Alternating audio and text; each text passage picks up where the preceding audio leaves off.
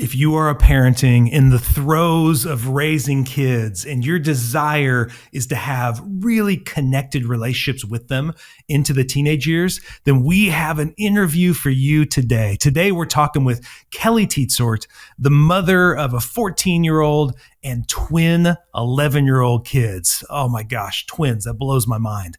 But we got the privilege of coaching her and her husband, Zach, when the kids were very little, when things were just going crazy at home and they knew they needed to make a change. They no longer wanted to parent from fear. But at first, they weren't buying in. At first, they thought this was insane, and it was definitely different than anything they'd ever been raised to do or had ever seen done before. So if you can relate to that, you're going to love this interview to hear about how those kids have grown up in a different type of household and what the fruit that's come from that is, how it's bettered their marriage, it's bettered their relationship with their kids. And it doesn't mean everything's perfect, but it means they're on this path that they feel confident is going to take them somewhere good. So I hope you join us today to hear us talk with Kelly about this new way of parenting. Welcome to the Art of Raising Humans. The Art of Raising Humans podcast is designed to support, equip, and encourage parents to have long-lasting, deeply connected relationships with their kids that are free from fear and shame. Come join us on this parenting journey.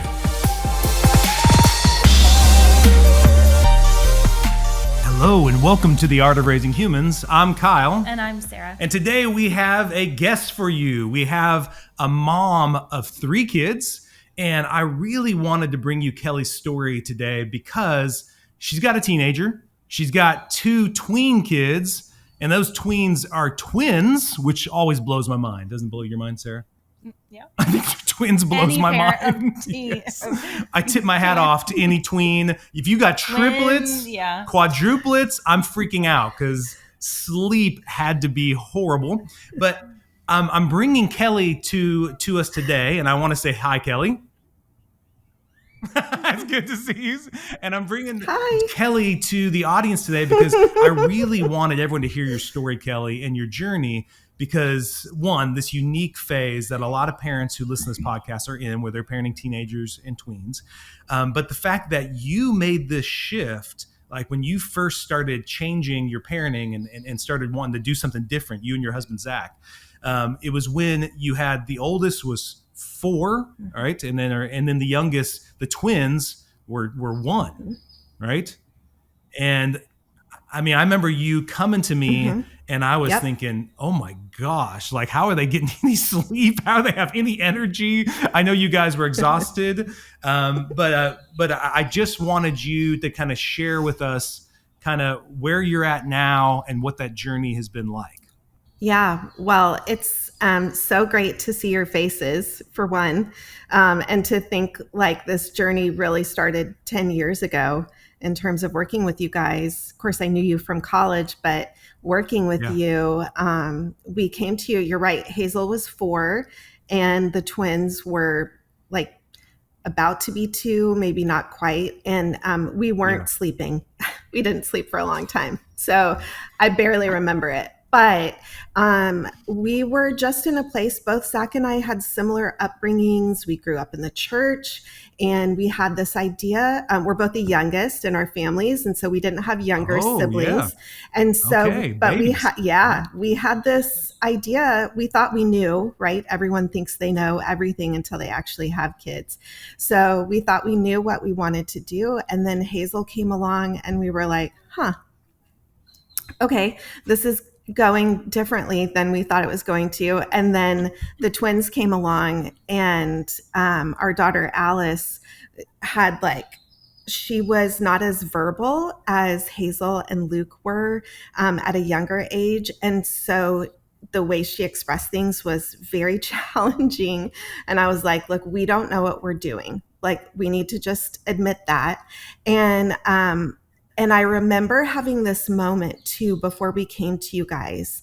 And I remember saying to Zach, like, I feel like I am going to be having conversations with Hazel in 10 years and here we are, having conversations with her as she like really shapes her beliefs about who God is and who she is and how they relate to one another. And I'm going to have to say things like, no, I know that Dad and I did that, but I don't really believe that God loves you that way. And I was like, then what the bleep am I doing? And so that was really like the catalyst for saying, like, we need to look at some different ways. Like, you know, I knew the one verse in the Bible, the one about physical discipline, and I don't even know if that's properly translated or not, but, you know, like the one verse that everyone was quoting. And I was like, that's not enough to get me to believe that we're actually doing what is best for our kids. So we need some help. We need to ask the experts. And so we came to you guys, and that's what started us. Well, Kelly, I remember, I don't know if this was exactly the incident that you and Zach finally said, we need help. But I remember one of the stories was you were at, you know, we're in Tulsa and you were living there at the time. Mm-hmm. And I remember you were at the Guthrie Green, which is like a communal space in downtown Tulsa. And I think Hazel got really mad.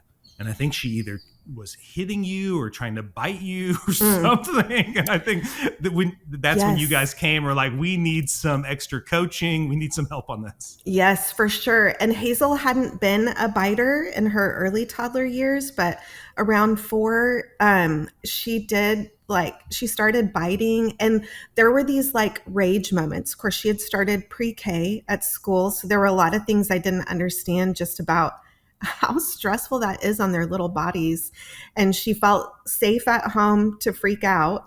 And so she did, but I didn't know that's what was happening. I thought in these rage fits, you know, where she would like come at me, in her little tiny self, I was like, did something happen to her? Has someone hurt her?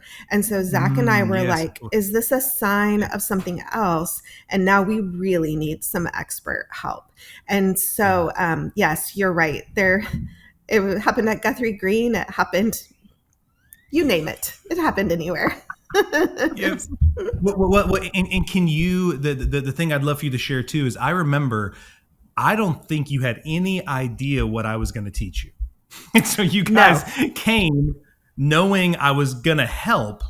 But then I remember pitching to you this idea of not spanking, this idea of not using timeouts. And I remember you thought I was crazy. 100%. And now, granted, you might be crazy in other areas. This one has proven to be pretty solid advice. No, I was like, I don't understand. Like, I've heard rumblings of these like no spanking people, and it seems like those are the kids that are a little out of control and you don't want to be around them. And so I definitely was coming from, I couldn't have articulated this at the time, but I can look back and see that I was coming from this idea that parenting is about controlling your children, right? Because that's how everyone else will know that you're a good parent. Because you got those kids under control. And we've all heard people that we love and respect say things like that. Like, they need to get those kids under control, or wow, she's running a tight ship over there. And that's what I wanted people to say about me. I don't guess I had ever met myself, but I really wanted people to think that I was running a tight ship. And I just wasn't. And of course, in that process with you learning, that's really parenting from a place of fear and like, you know, concern about what other people think, as opposed to just like loving my child. And, but yeah, when, you know, you were like going down the no spanking road, I was like, you better have something good up his sleeve, because I need something to keep things in line at home. And I did not have anything else. Yeah. Mm-hmm. What was the thing that helped you make that shift? Like, how did you, because I think that was we'd met twice. I think the first time you were kind of like, is he implying that we're not going to do this? And then I think the second time I was just more explicit of like, we're not going to do this. Yeah. Right? And so I remember, I think there was a switch. I'm just wondering for you, if you could articulate when you bought into it, like what helped you finally go, okay, because that is a big change. Because I know Sarah and I were also brought up in a generation of people who felt the same thing you just articulated. And so typically spanking was a way to control the kid's behavior. And so for us, there was a key moments where we finally were like, I think we're actually not going to spank anymore, you know? And so what was that for you and Zach? Yeah, I think Zach and I arrived at that decision to take spanking off the table. We arrived at it at different times. He was a little slower than I was. But I'll tell you, we had gone through some of these sessions with you. And, like we said, mostly it was coming to you because of our concerns about Hazel and making sure we were on the right track with her. But then Alice came along. And she was so physical. And at that time, I was doing timeouts. I was trying to lean on timeouts more than spanking. But there was this one time I just kept putting Alice back in her bed, and saying, no, ma'am, you may not come out of your room. She had done whatever. And I was sitting on the floor in the hallway, and I had my feet up on the wall, for my legs to block her from coming out of her room for the 100th time. And she came out with all of her curls and a giant bow on her head. She was screaming. She was in total distress. I hate this moment now, but she came out. She was just wearing her diaper. She took her diaper off and peed on my legs. And I was like, this just went primal. She is marking her territory, and I remember thinking I knew with her physical discipline just set me up for a power struggle. She highlighted that for me more than the other two did, for sure. And I was like, at some point, I'm going to lose this power struggle. And then where will we be? Then what will we have? And I knew with her that loss for me would come pretty quickly. And when that moment happened, I was like, I don't even think timeouts are working anymore. And so she was really you had given us such good information. We were making slow transitions. But when Alice blew onto the scene in her toddler years, it was if we want to have any relationship with any of our kids at some point, we have to make these changes, and we can't be slow to change. We just have to it's do it or get off the pot, right? We're going to do it. Yeah. And so that's when I was like, hey, what's the feelings board from Dr. Becky Bailey? What does the safe place look like? Walk me through that one more time, because we are making the change. And that was really, I would say Alice, I often refer to her as a climate changer. She changes the climate wherever she is. And I love that about her. Part of what she was experiencing was these heightened emotions. And I think it was really scary to her, because she's not like a Hazel or a Luke who's going to tell you all about it, or like me who's going to tell you all about it. She's like Zach, but with super heightened emotions, and didn't have the words to tell me. So she was finding another way to express that. So our deep love for our big feeler moved us right into a different strategy for parenting. Yeah. So how, you said you were at different paces of reaching that.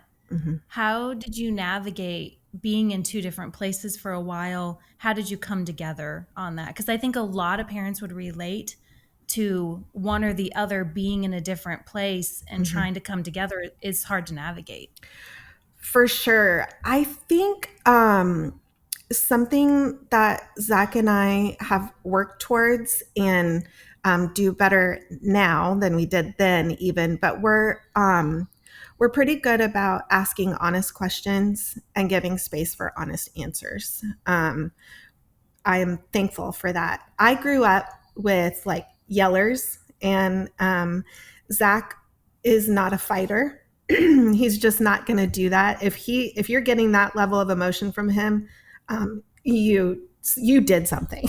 He just doesn't do that. Whereas I can be like, you put the Tupperware in the wrong drawer. What's wrong with you? That's right. Yeah. So what I appreciate about him is that he doesn't give me the fight that I'm looking for sometimes. And so you can't fight with yourself. And so we have been able to have more level conversations about some of these topics.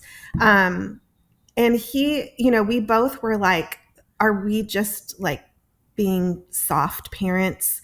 Are we just opting for something that's easier? Are we abandoning ship on discipling our children? This idea, we were just talking about this the other day. I was like, there's this idea that we grew up with and that a lot of people have, and I understand, but this idea that like God gives you children for you to mold and shape them. But the truth is that God gives us children to mold and shape us. And that's my belief, and so God gives us children to reparent ourselves. This is where we break cycles, right? And that's what this has been for us, for sure. But like this idea that you get these kids and you like mold them and shape them into who you want them to be, that just doesn't end well. Nobody wants to be on the receiving end of that. And so we were able to kind of talk around like, what's our ultimate goal? And I still, Kyle, I think I've told you this before, but even lately I have gone back to my notes from our time with you 10 years ago, because what applied in our toddler years is resurfacing in a different way. In teen years, the foundational principles are just good no matter what, but learning how to reapply those and going back to like, what is my ultimate goal with my kids, which is connection. Both Zach and I come from brokenness in our families of origin, and even today broken relationships. And so I think, Sarah, maybe to answer your question, is that we were able to kind of come around some of our concerns and are like, okay, well, if we're not going to spank, then what are we going to do? It was easier to answer that question because like, well, what is our ultimate goal? And ultimately what we want to have is adult children that want to spend time with us, and we want to spend time with them. So our goal is connection. It's always about connection and what's the best way to get there? How can I communicate that to them? And so we were just like, I don't understand why we thought that hitting was right. Like, how could that possibly yield the results? Zach is also a data guy. So you just show him some research and the numbers, and it's like, oh, okay, we gotta change. Yeah. Nice.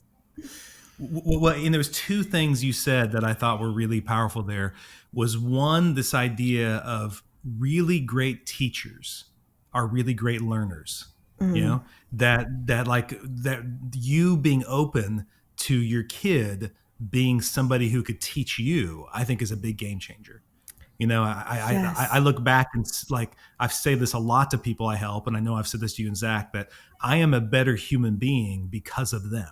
They have taught me how to love in deeper ways, forgive quicker, be more open-minded and open-handed with other people, less judgmental, less critical. I mean, they've taught me all that because I've gotten jaded in my old age, or I've gotten cynical, or I've gotten pessimistic, whatever it is. But they're constantly optimistic and always believing the best in me. And I mean, there's ways in which they see me that I haven't seen myself in a long time that way. And they think the world of you. And they think, they're always looking for the best and why you did something. And I think when you come with that mindset, that is a game changer. And then the second thing you said was this idea of connection, and then tying that into your marriage, is that when we make connection the emphasis with the kid, why wouldn't that also work with us too? So then let's connect on these issues about the kid, and then see how the kid's issues make us more connected. And it's pretty cool how that all ties in. Yeah, it is. It is so good. You were talking about like how children, like your kids have taught you so many good things in life. And like, the forgiveness one has been huge for me. I remember, growing up, my parents, I was a surprise. So my parents were a little older when I was born. So they came from a generation that wasn't talking about these things, right? But I don't ever remember hearing my parents say, I'm sorry for anything. And it's not because they were so perfect. There was, but it's the power dynamic, right? You have to establish this power hierarchy if you're going to keep control of your home and of those kids, right? And so learning to say I'm sorry to Hazel, I will never forget the first time I apologized to her.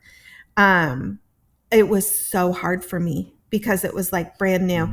And there were a lot of tears. It was probably, way more of a reaction than was needed on my part. And she was probably like, what's wrong with mom? But it was real. And so then I remember it was like a few days later, she came and said sorry to me for something she had done, for like, whatever, throwing something at me or whatever. And I was like, oh, it's happening. It's happening. Yeah. Like, these cycles are breaking. And still to this day, my kids are honestly quicker to forgive and bring up hard conversations than even I am, because it's been such a normal part of their lives from a young age, whereas Zach and I didn't experience that. And it's so healing for me, like from a real selfish standpoint, it's healing for me. And you're right. Like the best, what did you say? The best teachers are the best learners. Best learners. Yes. Yeah. If anybody had a really great teachers, because they were open to learning. And I liked, we did an interview a few weeks back with a dad who he talked about that, how the old school type parenting just wasn't vulnerable. They thought vulnerability was weakness, as opposed to what we're teaching our kids is vulnerability is strength. It takes courage to be vulnerable. Yeah, absolutely. Yeah. I think the thing we revisit a lot is kind of feeling sort of like pioneers in this a little bit. There was this style of parenting, and so we're constantly having to rework how we look at situations. It's a practice we do daily. And we have plenty of moments where we think, okay, how's this going to turn out? And so I'm curious for you, how have there been moments where you're doubting? How do you handle those doubts? How's that journey been as you're doing something different? Yeah, gosh, that's a great question. We definitely have moments of what I would call backsliding, where we go back to more instinctual ways to, react to a situation. But what's great about having gone through like a set time of coaching with you guys and learning these principles is that we always have something to come back to. It's like an anchor space for us. So, in other words, like when we get off track, when I yell, when I said I wasn't going to yell anymore, or when I'm ready to take away privileges as a consequence, instead of thinking about what is really beneficial here. Or, Kyle, you've shared with me, you got to ask yourself those 3 questions. Is my goal to punish? Is my goal to rescue? Or is my goal to teach? And I'm like, my goal is to punish right now. Like that is currently my base level goal. So how do I get to, but what's great is that, Zach and I both works like a system of accountability for us, right? Because we can say, it's not, when you're married, sometimes it's like, oh, hey, did you do that good thing I told you to do? Like, are you using my good ideas? Instead, it's like, do you know where Kyle's notes are right now? Like, is there something, what did he say about this? Do you remember when Sara said, instead of it just being like me picking on you to do what I want you to do, we have this like anchor space to come back to. So I think, we have doubts, like, are we really doing the right thing? And I think no matter what approach you take in parenting, you're going to wonder that until it kind of works out. Right. And we're years away from knowing if this is working with my kids. So far, so good. But so, we definitely have doubts, but also we're able to kind of come back and like remember, like, okay, why are we doing this? How do we get back on track? We have adopted the painful process of humility and apologizing, that vulnerability that doesn't come naturally sometimes, being vulnerable with our kids and being honest with them. Hey, while I didn't like maybe the way you expressed that to me, I handled that completely wrong. There was nothing wrong with you telling me this is your honest feeling. We can workshop alternative ways to say it. But right now, the most important thing is that I tell you, I was wrong. I overreacted. I hurt you with my words, and I don't want to do that anymore. Will you forgive me? And so, yeah, coming back to that space helps us if we get back on track. I want to jump on that and thinking about when you came, obviously the kids are very little. Now they're teenagers and tweens. So what is the fruit? I think, kind of piggybacking what Sarah said, I think part of the confidence you and Zach have in pursuing this further is you've seen some fruit. You've seen fruit come out of your relationship with the kids and out of the humans they're becoming. So if you could express that, what's the fruit that you've seen that gives you the confidence that, yes, I want to continue down this road, even though, like you said, it's an uncertain future, but I think it's the best path to take. Yeah. So we are seeing some fruit, and some days more than others, right? So if I can dovetail off of that a little bit, one of the things that has been the biggest gift to me personally in all of this is that learning a new strategy of parenting, learning a little bit more about brain science and the way all of these things, like what's happening inside of the body and the brain in these moments of outbursts or whatever, or even good moments, what's happening. One of the benefits to me was that I learned more about me, my body, my brain. And it's not a surprise to me that a few years after we started making these changes in my own personal therapy, some like past memories that were kind of patchy were able to come together. And I was able to start on a more healing process in my own physical body and through processing some of my past traumas. And I don't think that I would have been ready to put all of that together and to know what my body was telling me in order to heal had I not started on this process with learning a different way to parent. Yeah. So that's been a gift to me personally.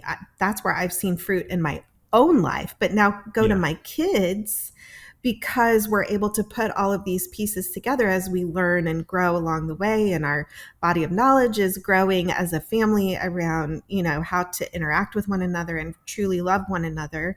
I see my kids being able to connect things that are happening in their bodies with making better decisions for themselves, even, I don't feel good when I am around this person, And so, but I think if we had not taken off like physical discipline, my earbud just jumped out, sorry.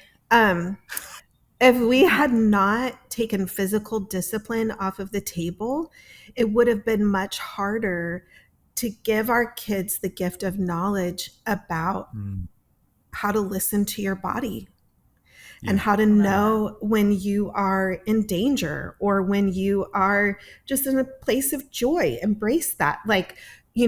It would have really disrupted that conversation. There would have been some big gaps that just they wouldn't have been able to fill in, and I wouldn't have been able to fill in for them. So it's really important. This is like one of the best gifts we could give our kids, is saying your body is worthy of respect and honor. This leads to conversations about consent, even at a young age. Like, no one may touch your body, that. But it didn't make sense if I would be saying that, but then taking a wooden spoon and disciplining them, which is just a nice way to say hitting your kid. And so I think that's where we've seen some fruit. Our kids are able to listen to their bodies. They feel confident in that. They know when a friendship is toxic or when it's healthy, or they're learning that. We're able to talk about like how they feel and even in moments of anxiety, like being able to talk to your body, put your hand on your chest, talk to yourself, and tell yourself you're safe and you're loved. And that has been a huge fruit. And they're able to implement that with one another in their conflicts with one another. Yes. Now, they're super normal kids. They fight, right? But they can come back to spaces where they've said too much or in an angry way and own it and forgive one another. And they're learning that now. And that to me it's beautiful to watch. sometimes beautiful, most of the time beautiful.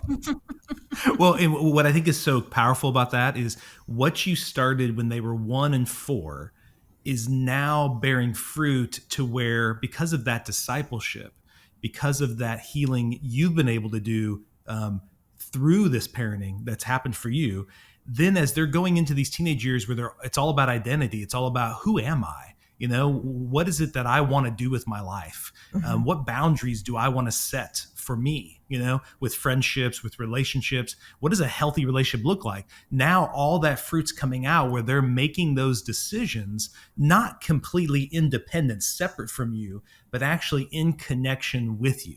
So then they're inviting you on that journey and saying, Mom, we've watched you go through this journey. We've seen Dad go through this journey. Will you walk with us as we go through our own journey? And I just think that's something that was also kind of missing in that old school model parenting. It was more like the shove you out, go figure it out on your own, and that's when you're the blind are leading the blind. And instead, you guys have opened your eyes, you're very aware, and you're saying, hey, can I, with our eyes wide open, let's walk this path together.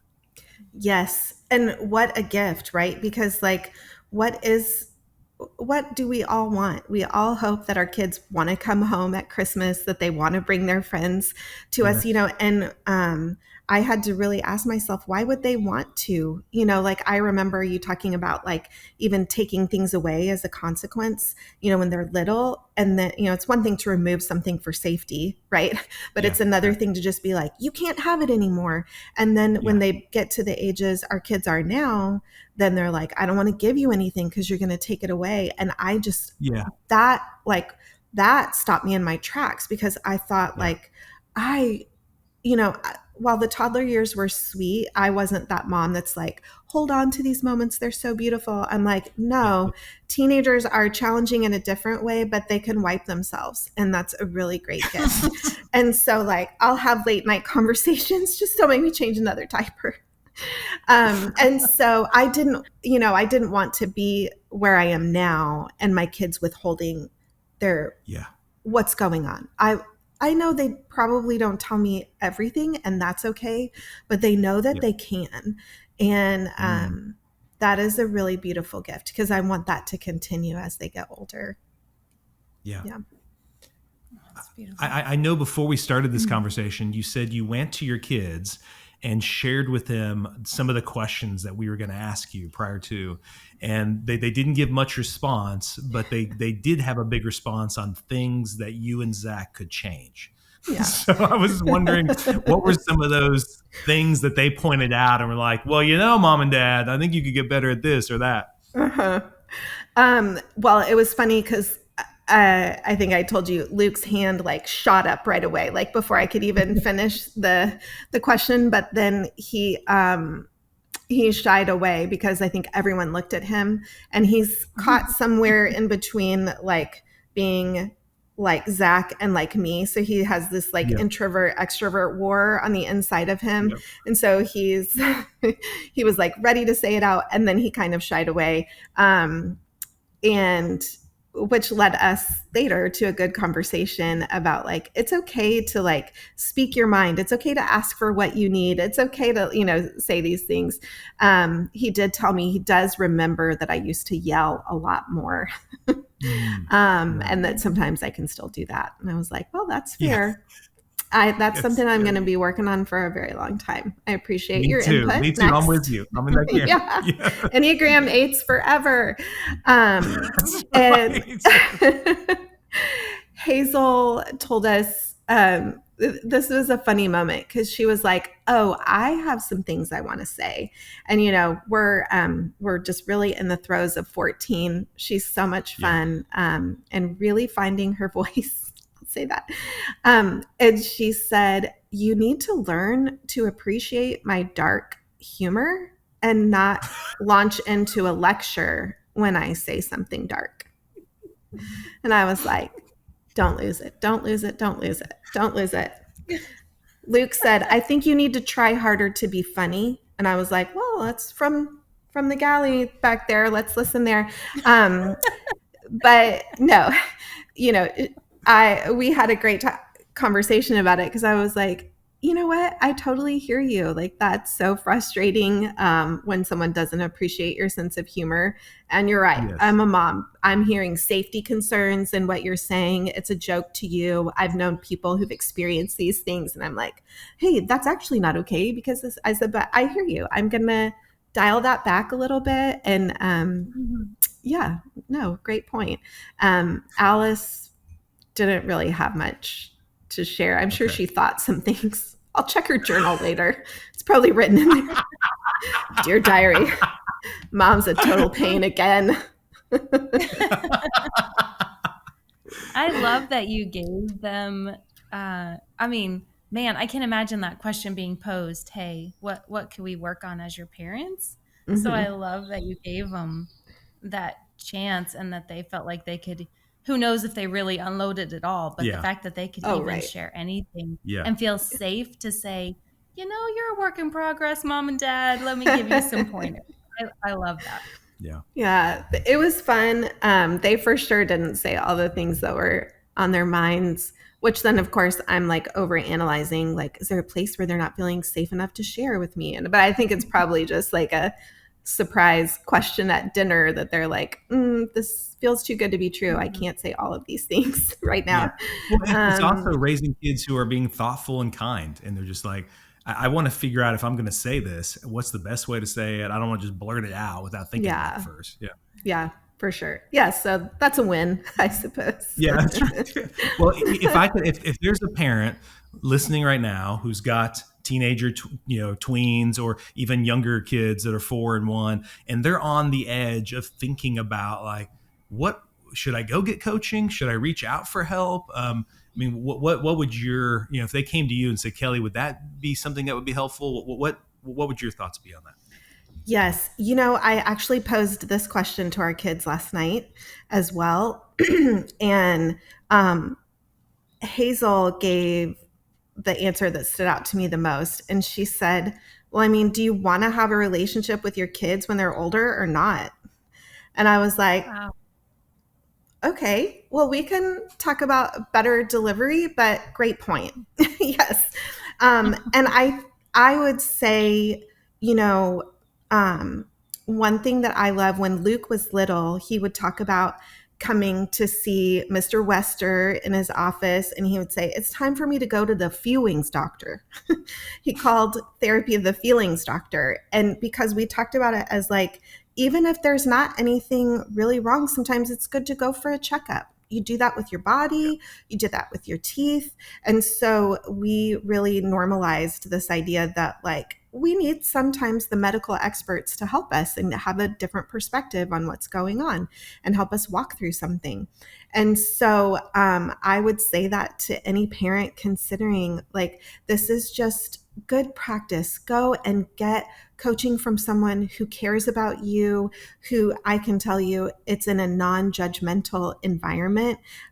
What I appreciate about our times with you, Kyle, is you were coming from a similar temperament as me and a similar background. And Sara, you too came from a similar background. And so you're not coming from a place of like, I was born knowing this, but this is just like really helpful, caring coaching to help you create as a parent this space for your kids that is safe, that is unconditionally loving.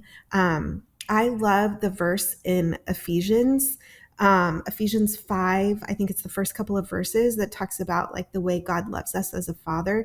It says in the Message, mostly what God does is love you, love like him, like children who learn from their parents. And so really positioning God as that like loving, caring father, this is the ultimate kind of love that you can give to your kids. And it's okay to say, maybe we didn't know how to do it. Maybe my parents didn't know how to do it. It doesn't make them bad. It just means they just didn't have this knowledge available. I want to give my kids everything I can and learn better ways to connect with them in the long run. This is, sometimes I call parenting the long con. You're going like Yeah. this is the long way. It's not a con, but sometimes it is to get them in the car. But like it's, you're running the long race here. And so we need help along the way. No, none of us know how to do this on our own. We need help. And I would say run, don't walk, go sign up. Great. Good. Well, Kelly, we want to thank you so much for your time and you sharing just your story. It has been a blast for both of us to get to know you and Zach and your kids.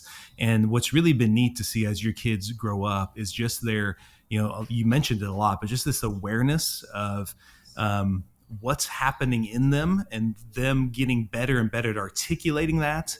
And sometimes that can make life a little harder because you are more aware. It'd almost be easier to be stuck in a phone or a device and not thinking about what's happening around you and being aware of the feelings and what people are experiencing, But I've seen your kids show such insight, not only into what's happening in them, but also happening in others.